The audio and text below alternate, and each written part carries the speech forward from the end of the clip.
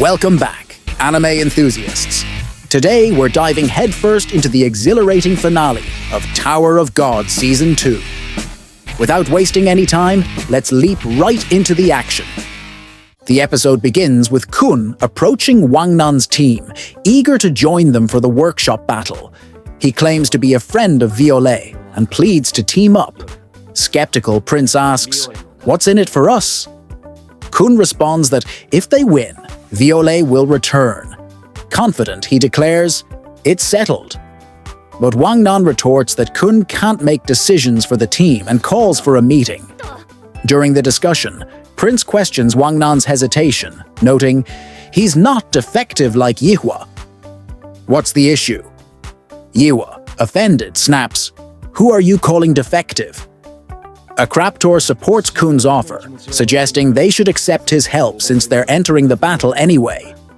Goseng adds, "Can we even refuse?"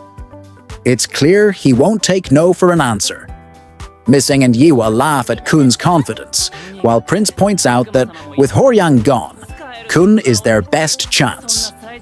Wangnan, frustrated, asks Prince to be quiet, admitting that while Kun's offer is tempting, he doesn't want Kun to see them as losers.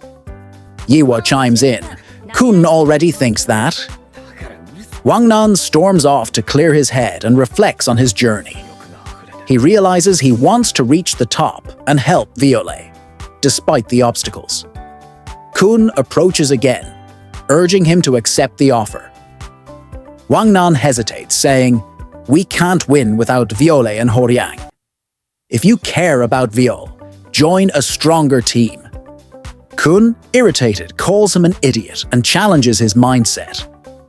Wangnan points out Kun's insults, and Kun presses, "Do you really think you can't win?" Wangnan admits, "Yes, we have 0 chances." But Kun confidently replies, "You have a 100% chance of winning. Any team I'm on won't lose. I dominate my opponents." He acknowledges uncertainty about Violet's return, but insists they must try. Encouraged by Kun's confidence, Wangnan agrees. "All right, if we're doing this, let's win." Kun responds, "Of course." Horyang is shocked to find himself still alive and quickly becomes enraged at the sight of Kasano. Kasano then asks Horyang to accompany him to the workshop, where Dr. Sophia is waiting. Horyang is left in disbelief.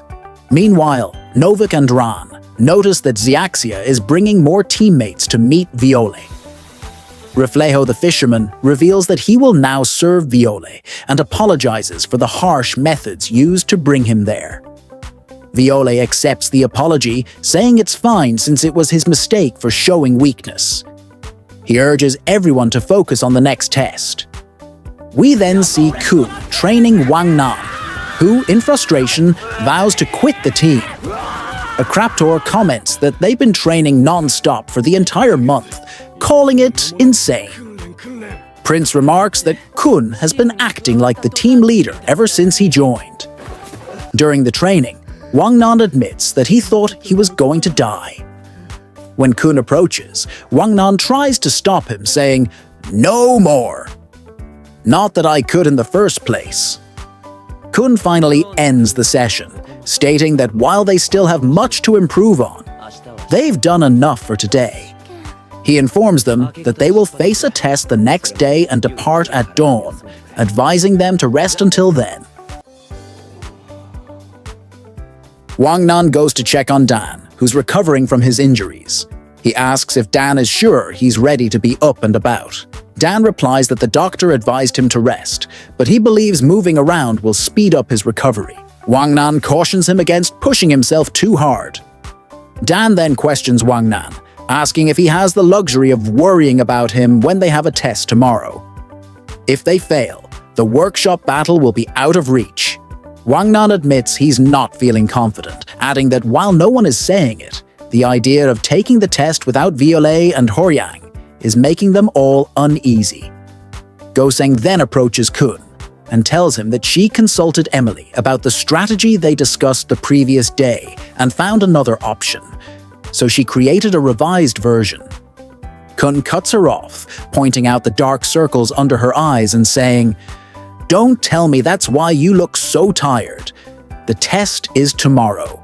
There's no point in doubting the plan we've prepared now. I understand your concerns, but you should trust yourself more." Meanwhile, Missing heads off for more training. Prince tells her, "Kun just said we're done for the day." Missing explains that she wants to see Violet and Hwoarang again, and fears that if she doesn't keep training, she might lose them forever, just like she lost her parents. As she starts to cry, Prince gives in and agrees to help her with her training. As night falls, we find Yiwa training with fire, expressing her frustration. Despite the flames all around her, she struggles to hit her target. She knows that Viol won't be there tomorrow, and if she injures her teammates, Yiwa will have to start her training all over again. Meanwhile, a Craptor lies awake, disturbed by the sounds of everyone else's training, unable to find any peace. The next day, everyone looks exhausted. Dan remarks, "You all were told to rest, right?" Kun sighs and retorts, "In any case, we're leaving," urging everyone to get as much sleep as possible on the floating ship as his team departs. Back in the office, Kun questions why his teammates push themselves to this extent. Dan responds that this is just what happens when people strive too hard. Kun dismisses this reasoning as idiotic, expressing his frustration that they are useless if they can't care for themselves. He reflects on how long Bam has endured this dynamic and feels sick of pretending everything is fine, even contemplating that it might be easier if they simply lost. Dan encourages Kun to calm down, reminding him that they won't have the test results until later and suggesting he take a break. However, Kun insists he cannot rest under these circumstances. They are only on the 29th floor.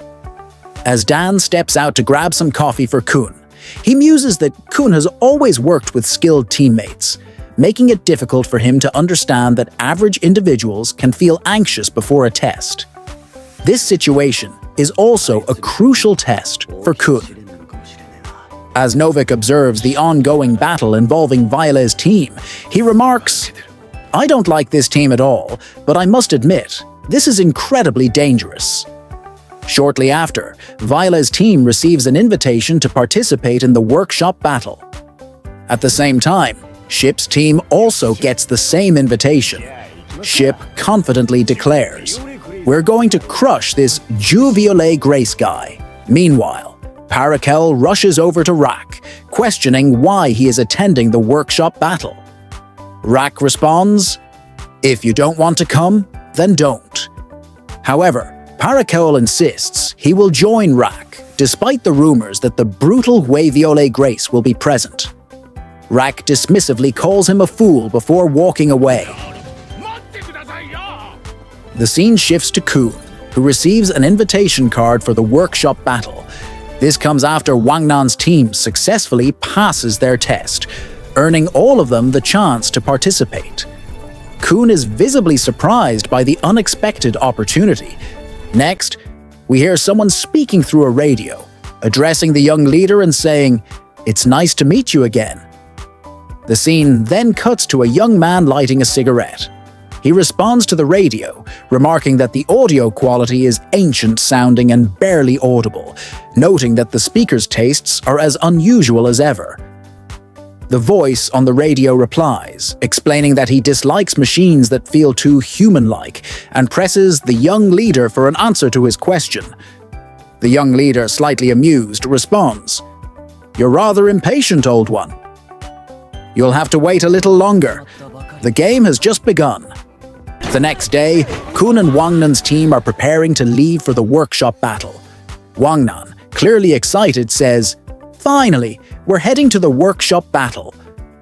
He then wonders aloud if he'll get to see Endorsi Jihad in person. Dan chimes in, jokingly adding, "Maybe we can even get her autograph." Hearing this, Wangnan gets even more thrilled, exclaiming, "My heart's going to explode." Kun, staying focused, reminds him that they'll actually be facing her. Wangnan is shocked, saying, "No way! I can't do that." There's no way I could raise my hand against the princess.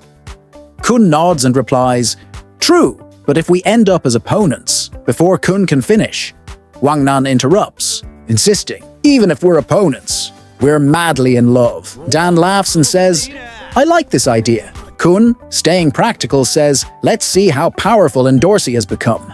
The group reaches the 30th floor and is surprised by the sight of many ships, including one massive one that catches Wang Nan's attention. Kun identifies it as the Archimedes, one of the workshop's 5 flying ships, something he's only seen in books. Wang Nan asks if they're boarding it, and as they look up, Kun notices a strange ball on the ship. They land on the Archimedes, and Kun announces they'll depart in 2 days, advising the team to rest, but everyone rushes off to claim rooms with sea views, leaving Kun behind, reflecting on Ryun's warning to keep Bam's existence a secret, even from his old teammates. If the tower learns Bam is alive, the consequences would be severe. Meanwhile, Novik approaches Viole, asking him to get Reflejo to remove their shackles. When Novik confronts Reflejo, he snaps, reminding them they're alive thanks to Viole. Viole requests the shackles be removed for Novik and Ran, and Reflejo reluctantly agrees, but warns them he'll be watching. After Reflejo leaves, Viole urges Novik to trust him, saying he's helping them because they're Kun's friends. Suspicious, Novik asks why, but Viole gives no further explanation, and left. Ran, frustrated, calls the situation a pain and walks off. Novik follows, questioning why they should help a Slayer candidate in the workshop battle. Ran, recalling Viole's message that Kun might be alive, and walks away silently, with Novik urging him to say something. We then see Viole gazing out at the city under the night sky, remarking that the others must be nearby. His attention is drawn to someone being chased. As the episode nears its end, a robot announces, "Sir, we are ready." A mysterious figure appears, instructing the robot to notify those being taken to the workshop. The figure then declares, "Come, all who are drawn to the mysteries of the workshop." And that's a wrap for this epic episode. The workshop battle is officially underway, and the tension is off the charts. If you're hyped for what's next, smash that like button and subscribe for more anime recaps and breakdowns. Drop a comment below with your predictions. Who do you think will dominate the workshop battle? Thanks for tuning in, and get ready for more action in our next video.